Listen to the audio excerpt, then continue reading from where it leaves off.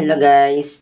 So, welcome back again to my YouTube channel. So yun guys, bago natin simulan yung tutorial, make sure nakasubscribe ka, click the notification para updated sa mga tutorial natin guys. Siyempre guys, magandang umaga, magandang tanghali, magandang hapon, magandang gabi, kung anong oras mo ito napapanood itong video to. Meron po sa inyo guys na i-share po na about po sa PC guys.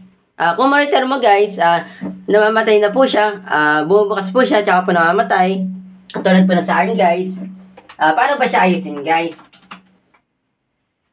Yan po, namamatay po siya. Kapag ganyan po yung monitor po nyo, pwede po masira po yung ABR po nyo, tsaka po yung CPU po nyo. Ito po yung setup po guys ng PC ko sa mga di pa po nakakalam. Simple lang po siya guys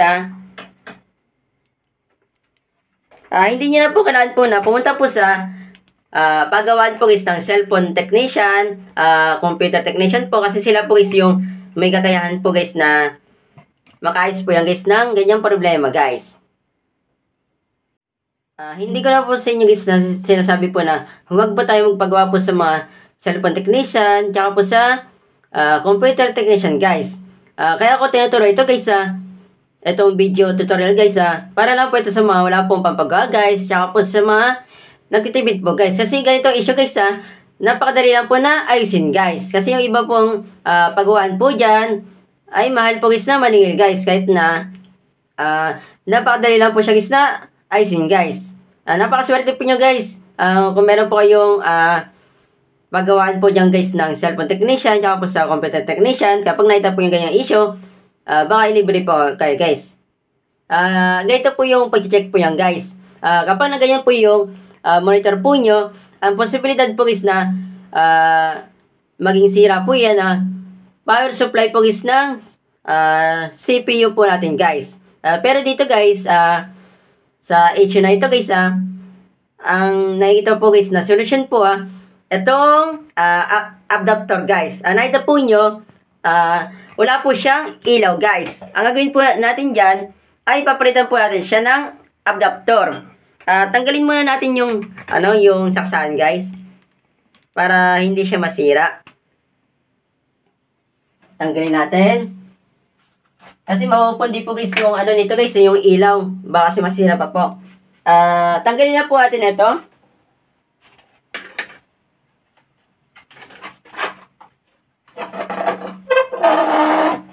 Kapag hindi po naayos po yung tinuro ko po sa inyo, power supply na po yung papalitan po yung sa CPU po nyo. Natanggal ko na po siya. Meron na po ako ipapalit guys.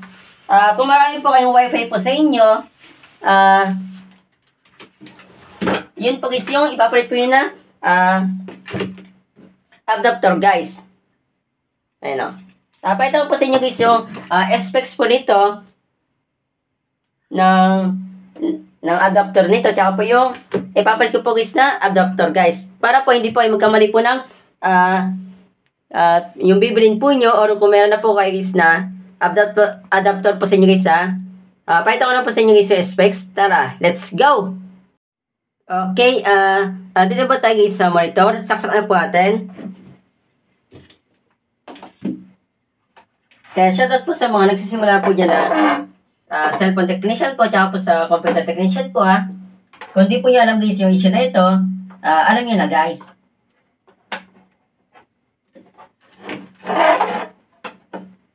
Saksak na po natin.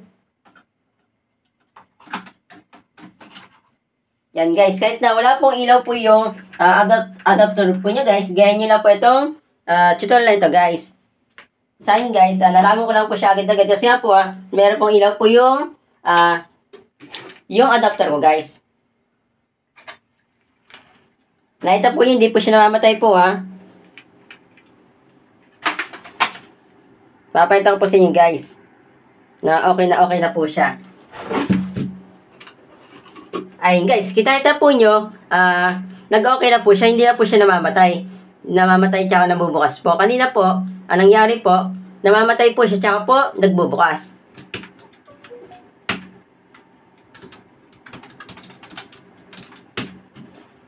yun lang guys, yung share ko po sa inyo pakishare po ito mismo video sa mga kakanyugis na meron pong PC po na hindi na po nila alam gagawin guys. Bakit po? Namamatay po, nabubukas po yung monitor po nila guys.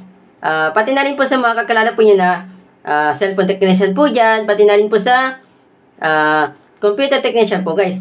Para po aware po sila guys, kapag nagka-client po sila, alam po nila guys yung gagawin po nila guys. Kahit na hindi po nyo kakilala guys basta na ito po yun ganito po yung issue po ng PC po nila guys, yung monitor po nila.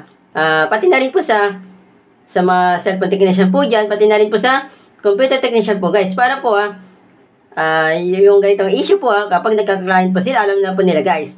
Kahit na hindi po nyo kakilala guys kapag sinira nyo ito mismo video dadami itong views, mas madami tayong natulunata. Yun lang po, masat po. God bless po, ingat po yo.